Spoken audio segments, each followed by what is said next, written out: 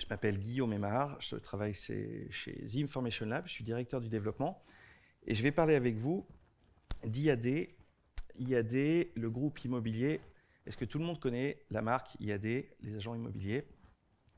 C'est le premier réseau aujourd'hui en France d'agents, c'est eux qui ont la plus grosse part de marché. Il y a 15 ans, ils n'existaient pas, il y a 10 ans, vous ne les connaissiez pas, depuis 5 ans, vous les voyez partout et maintenant, ils dominent le marché. Et je vais vous expliquer pourquoi IAD, dans leur stratégie digitale, comment IAD a mis la data au cœur de sa relation avec les agents immobiliers. Comment ils ont utilisé l'analytique embarquée dans l'extranet pour les agents immobiliers pour pouvoir suivre tous leurs indicateurs. C'est un partenariat, cette analytique embarquée, c'est un partenariat entre IAD, The Information Lab, nous on est intégrateur de la solution Tableau. Levez la main ceux qui connaissent le logiciel Tableau. Pour ceux qui ne connaissent pas, c'est dommage, c'est le leader mondial de la data vise, qui a été racheté pour 17 milliards de dollars par Salesforce il y a 2 ans. Vous avez 2 leaders qui sont Power BI et Tableau Software. Alors le modèle IAD.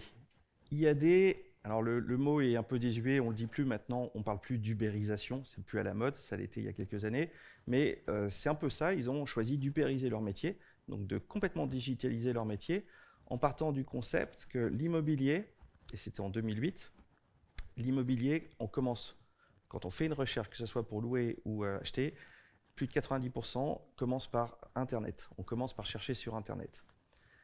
Fort de ce constat, ils se sont dit, on va créer une chaîne dans l'immobilier basée complètement sur le digital. Donc ils ont mis le digital au cœur, donc plus d'agences physiques avec les petites annonces, les panneaux, etc. On a des agents immobiliers qui travaillent de chez eux, ils étaient en avance sur les confinements, et avec des outils digitaux pour pouvoir adresser leur marché. Et troisième pilier, troisième élément de leur stratégie, c'est le MLM, le multi-level marketing, donc c'est ce qu'on appelle le marketing de réseau. C'est comment j'étends mon réseau très rapidement en le faisant grossir et en utilisant la puissance de ce réseau. Ce qui fait que les agents immobiliers IAD sont à leur compte et c'est un système de parrainage. Donc un agent immobilier IAD, il peut être parrain ou il peut être filleul et avoir un parrain. Il peut lui-même parrainer des filleuls qui peuvent parrainer des filleuls, etc. Et ça s'étend comme ça.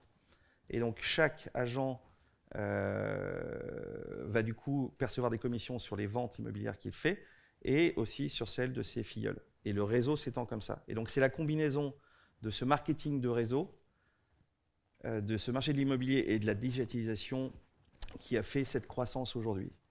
Les chiffres datent de l'exercice précédent. Donc là, ils étaient à 278 millions de chiffre d'affaires à fin 2019-2020 et 2020-2021, c'est 400 millions.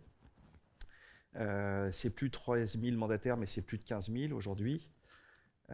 Et les biens en ligne, c'est beaucoup plus également. Donc c'est un groupe qui a grossi très très très fort et qui aujourd'hui représente 6% de part de marché de l'immobilier. Alors 6%, c'est pas beaucoup, mais le marché de l'immobilier, c'est un des marchés les plus éclatés en France. C'est un métier qui traditionnellement se fait plutôt par une petite agence. Alors depuis quelques années, on a des concentrations très fortes et IAD en est la représentation.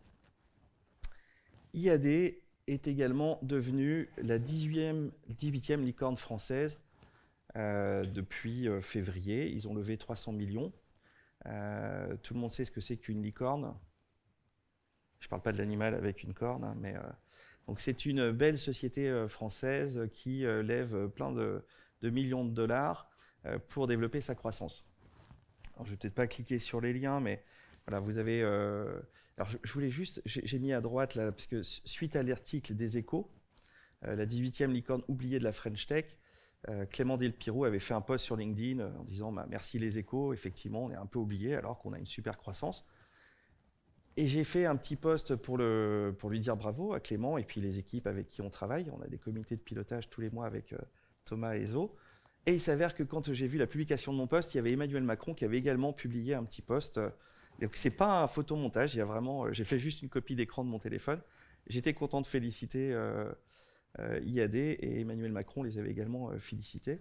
C'est aujourd'hui une des belles pépites du secteur de l'immobilier en France. Et ils ont été valorisés 1,2 milliard d'euros. Donc ça, c'était pour vous présenter succinctement IAD. Je vais vous présenter aussi notre société et Tableau. Et puis après, je vous expliquerai comment IAD a fait le choix de mettre la data au cœur de sa stratégie aussi sur le développement de son réseau d'agents et comment ça fonctionne. Alors, nous, The Information Lab, on est une société européenne. On est à peu près 300 en Europe. On est 30 en France. On est spécialiste de 3 technologies, Snowflake sur la partie base de données, Alteryx sur la préparation de données, le spatial, la data science, et Tableau sur la partie tableau de bord, data viz, etc. On a été créé en 2010 à Londres. On forme des super data Jedi. On est très investi dans les communautés de ces éditeurs. Et on est le premier revendeur en Europe des licences Alteryx et des licences Tableau. Et notre métier, c'est de vendre des licences, d'assurer les formations, l'adoption, d'en assurer, on fait de la réalisation aussi, donc on a des consultants dans l'équipe. Et on est les seuls en Europe à faire un support fonctionnel sur ces technologies. Donc nos clients ont accès à travers l'achat des licences à des consultants dans chacun des pays, dans leur langue, pour répondre à des questions techniques et fonctionnelles. Ça, c'est notre métier. Et donc concrètement, pour IAD, on leur a vendu effectivement les licences. On a complètement intégré Tableau dans leur système. On les a formés, on les accompagne sur les parties techniques et sur le support. Tableau, pour ceux qui... Voilà, Tableau est leader de la data viz depuis 10 ans dans les classements du Gartner. Ce n'est pas le seul, hein, ils sont encore 3 dans le cadran magique leader avec Qlik, Power BI. Et Tableau, depuis le rachat en plus par Salesforce, qui a investi beaucoup, c'est en train de devenir encore un outil surboosté avec l'intégration d'intelligence artificielle, avec pas mal de nouveautés qui permettent à Tableau d'être encore plus fort. Mais la valeur et le principe de base de Tableau, c'est pouvoir donner à chacun la possibilité de se connecter à ces données facilement, de les représenter graphiquement pour en tirer de la valeur. Donc construire des indicateurs, construire des data viz qui permettent de piloter son activité. Et j'ai repris ce slide d'une conférence que j'avais fait l'année dernière au Salon Data sur la monétisation, la valorisation des données. Parce que c'est pour faire ensuite un focus sur le cas IAD. Aujourd'hui, dans la BI, il y a 2 marchés. Dans la data, il y a 2 marchés. Il y a la data en interne. On analyse nos données pour prendre des décisions. C'est ce que vous avez à droite, l'interne. On augmente nos revenus, on réduit nos coûts, on pilote l'activité. Et puis, il y a la data en tant que produit. Donc ça, c'est en externe. Donc je valorise, j'achète des données ou je vends des données, qu'elles soient brutes, qu'elles soient raffinées. La data en tant qu'analyse, c'est-à-dire que je vais analyser des données pour les valoriser, pour apporter de la valeur à des clients. C'est la partie Inside as a Service. Et puis la partie dont on va parler, c'est la BI Embedded, c'est-à-dire que je vais encapsuler de l'analyse au sein d'une autre plateforme pour apporter plus de valeur. Donc c'est le cas d'IAD que je vais décrire. C'est comment, non seulement j'ai des données, mais je vais pouvoir les encapsuler, les faire interagir avec mon système pour pouvoir apporter de la valeur. Je suis un agent immobilier, je peux suivre mes mandats ou mes commissions, et je peux même interagir avec la visualisation pour aller chercher un contrat, pour éditer un contrat ou autre. Donc l'analyse de mes données me permet d'interagir avec mon système, pas juste pour prendre une décision, mais pour la mettre en action. Donc c'est ce qu'on appelle l'analytique intégrée. Alors ça peut, embedded analytics ou analytique intégrée. Et donc là vous avez, alors c'était un prototype, mais c'est le Pléiade, c'est l'extranet d'IAD. Et par contre la vise c'est du fake parce qu'on n'a pas le droit j'ai pas le droit de vous montrer les vraies données. Donc l'idée de cette analytique intégrée, c'est pouvoir bénéficier d'un ensemble robuste d'API pour pouvoir complètement intégrer la solution, donc la solution Tableau, au sein d'une solution analytique avec une expérience ergonomique, unique et personnalisée pour les clients. C'est également l'enjeu de gérer le système d'authentification, la sécurité. Des agents immobiliers avec ce système de parrain-filleul, vous imaginez bien les hiérarchies sur 15 000 personnes, et puis ils envisagent d'être 30 000 dans 3 ans. Donc il faut qu'on puisse gérer la sécurité au niveau, donc le Raw Level Security, c'est au niveau le plus bas de la ligne, puisque un agent immobilier qui va signer un contrat, qui va toucher une commission, il faut qu'il puisse voir ce qu'il a touché lui, parce qu'il a touché un voisin, mais il faut que ça puisse remonter à son parrain, et il faut qu'il puisse voir l'ensemble de ses filleuls. Et puis, il y a des agents qui arrêtent, il y en a d'autres qui... il y a des nouveaux, tout ça, ça change tous les mois. Donc, il faut pouvoir être très, très fin sur les conditions de sécurité d'accès aux données. Une des forces, c'est aussi de pouvoir complètement intégrer la solution en marque blanche dans son écosystème, et puis permettre à ses clients d'avoir accès. Alors, IAD a retenu Tableau, et je voulais... donc, il y a eu un choix parmi plein de solutions.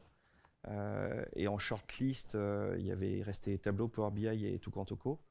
C'est des sociétés que vous connaissez, Tukantoco, Power BI? Okay. Et le choix s'est fait sur Tableau pour la simplicité d'utilisation, l'ergonomie, ce qui est généralement le choix qui est fait quand les gens choisissent Tableau. Mais il y avait le même point pour Power BI, ce qui n'est pas le cas de Tukantoco, parce que Tukantoco n'est pas une solution self-service, c'est une solution DataVis, mais complètement intégrée, mais sur laquelle on n'a pas la main. C'était aussi la facilité d'intégration. Ils ont fait le choix d'intégrer ça complètement dans leur système, à travers des API, des extensions. Et nous, on gère également l'hébergement en haute dispo sur Amazon. Ce qui par exemple était une demande, ce qui pour Power BI nécessite d'être sur Azure et ne peut pas être sur Amazon. Il y a la sécurité et l'authentification qui est une des forces de Tableau, et puis la maîtrise des coûts. Beaucoup de solutions aujourd'hui, quand on veut déjà adresser 15 000 personnes et passer à 30 000, il y a un markup qui fait, enfin il y a un système financier qui fait que le prix va augmenter en fonction du nombre de connexions de personnes. Ce qui n'est pas le cas avec la solution qu'on a proposée avec Tableau. Donc ça leur permet de gérer leur croissance en maîtrisant leurs coûts et sans mauvaise surprise d'une facture un mois qui a explosé parce que l'utilisation de l'outil a explosé.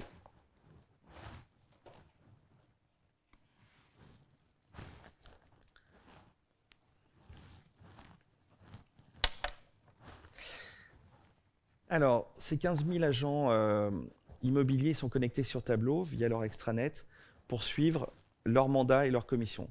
Je me connecte sur l'extranet. À travers cet extranet, je peux éditer un mandat, je peux saisir d'une nouvelle affaire, etc. Et j'ai besoin de suivre des indicateurs pour savoir où j'en suis, et puis les indicateurs de mes filleuls, donc de tout le réseau que j'ai créé, et le réseau s'étend de plus en plus. Et puis j'ai besoin de suivre mes commissions et les commissions de...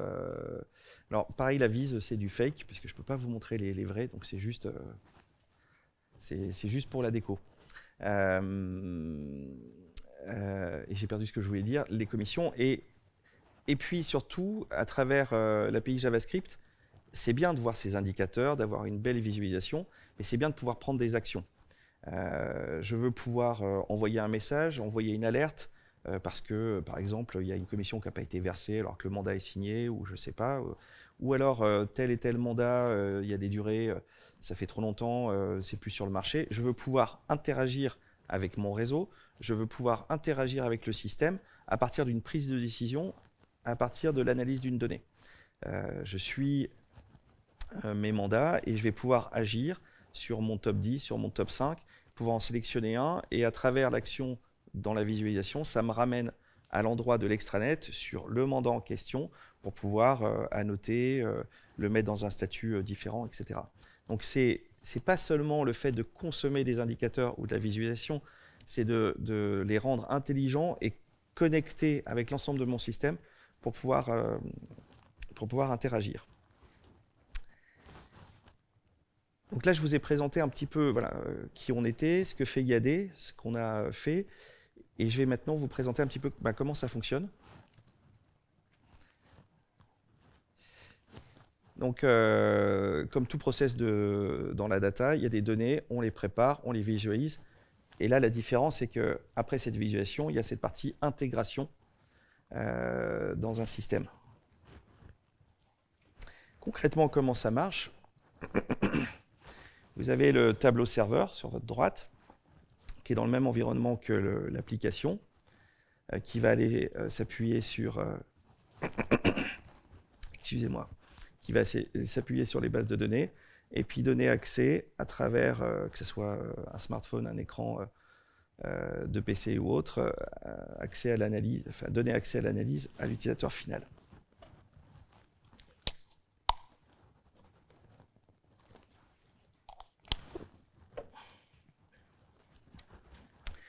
Un sujet très important, c'est l'authentification.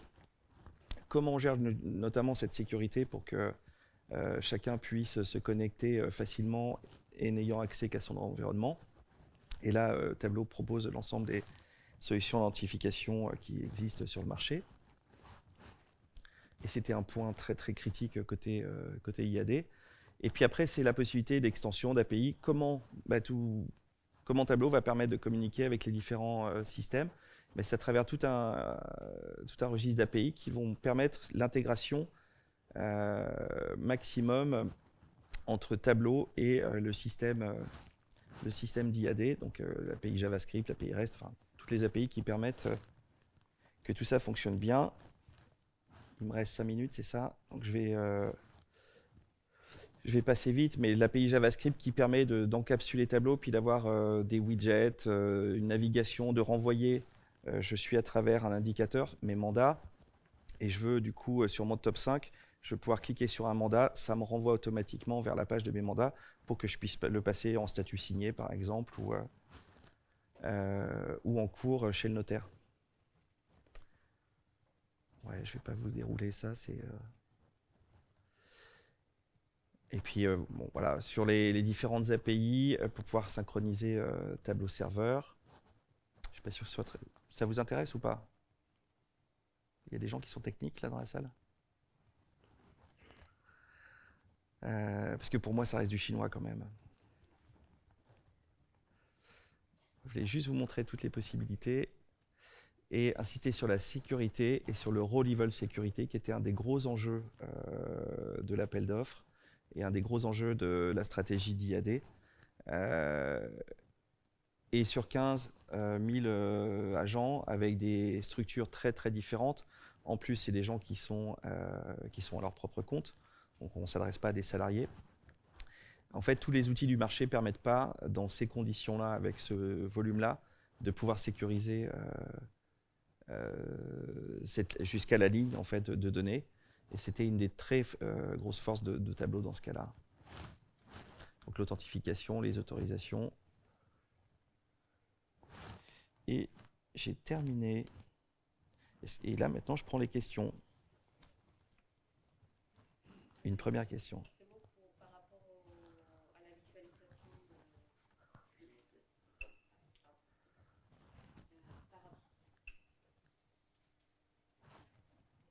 Je ne crois pas qu'il soit allumé. Ah, si. C'est bon.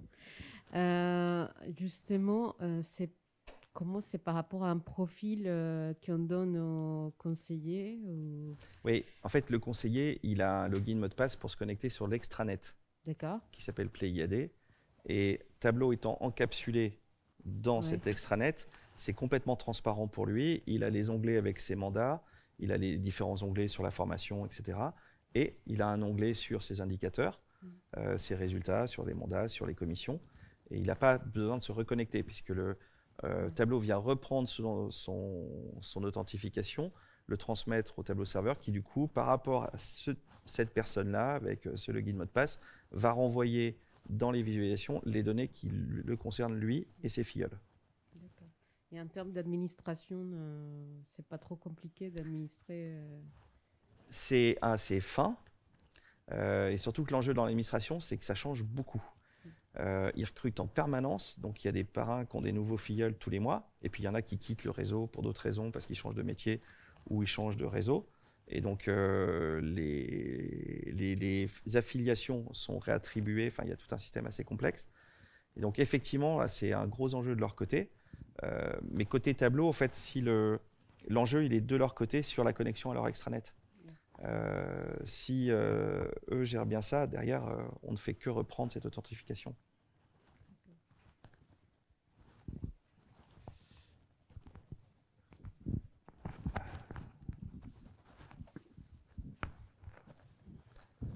Est-ce que vous avez d'autres questions sur IAD, sur l'analytique intégrée, sur Tableau? Je peux parler de l'éducation des enfants aussi, mais ce n'est pas le sujet.